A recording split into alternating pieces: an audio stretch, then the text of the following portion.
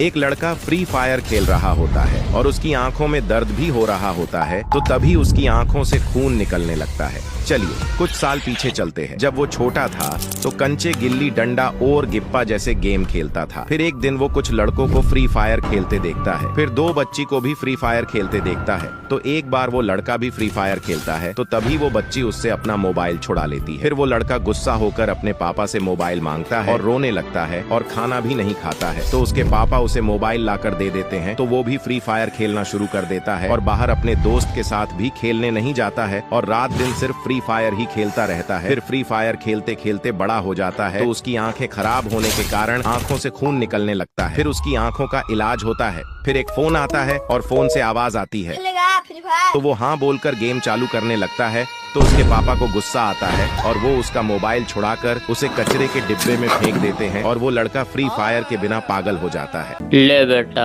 अपनी जमीन बेच के मैं बस इतने ही पैसे जुटा पाया। तो उसका बेटा जमीन के पैसे लेकर जाने लगता है। तभी बाप बोलता है, रुक जा बेटा। और रोक कर बोलता है, ये ले बेटा मेरी इज्जत, ये भी अब तेरे हाथों में है। तो उसका बेटा अपने पापा की इज्जत लेकर शहर के लिए रवाना हो जाता है और शहर पहुंचकर बोलता है, शहर तो आ गया, पर इतने पैसों से अब यहाँ कौन सा बिजनेस करूँ। तो तभी वो एक चाय की दुकान देखकर बोलता है, हाँ यही बिजनेस खोलता हूँ, बहुत चलेगा। फिर वो एक बर्तन की दुकान पर जाकर बोलता है, चाय बनाने के लिए सबसे पहले गैस चूल्हा ले लेता हूँ। तो तभी उसे दो चोर देखते हैं और उसके पैसे छुड़ाकर भाग जाते हैं। मेरा पैसे!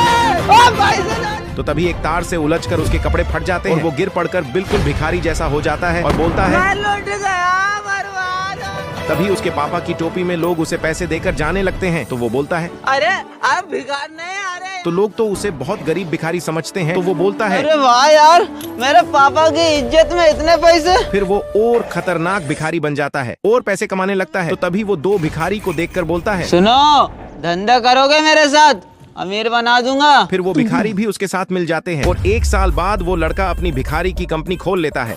मालिक कितना ही मिला आज का?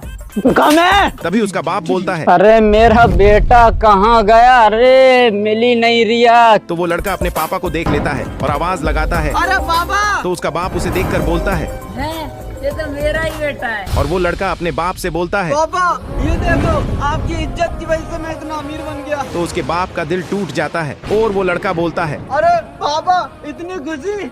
पापा पापा पापा पापा ओ मेरे पापा। एक नशेड़ी दारू पी रहा होता है। तभी एक लड़का उससे टकरा जाता है और उस नशेड़ी की दारू की बोतल फूट जाती है। उस नशेड़ी को झटका लग जाता है और वहीं दो नशेड़ी नीचे पड़ी हुई दारू चाटने लगते हैं और वो लड़का वहां से भाग जाता है। फिर वो नशेड़ी अपनी दारू की अर्थी सजा लेता है और उसमें आग लगा देता है। फिर अपनी दारू के गम में डूब जाता है। तो तभी उसे याद आता है कि वो हत्यारा तो अभी तक जिंदा है। तो वो उसे मारने की तरकीब सोचने लगता है कि रास्ते में उसे गाड़ी से उड़ाकर मार डालूंगा, या फिर एक बड़ा चाकू उसके पेट में घोंप दूंगा तो वो वहीं मर जाएगा, या फिर एक फुग्गे में पेट्रोल भरकर उस हत्यारे के ऊपर फेंक दूंगा और आग लगा दूंगा तो वो तड़प तड़प कर मरेगा, तो इसमें ज्यादा मजा आएगा। फिर वो तालाब से निकलकर उस हत्यारे के घर जाकर फुग्गे में पेट्रोल भरकर खड़ा हो जाता है। तो तभी उस हत्यारे के घर से एक अर्थी निकल रही होती है जो उस हत्यारे की ही होती है और उस नशेड़ी के मारने से पहले ही वो लड़का मर जाता है और उस नशेड़ी का बदला भी अधूरा रह जाता है।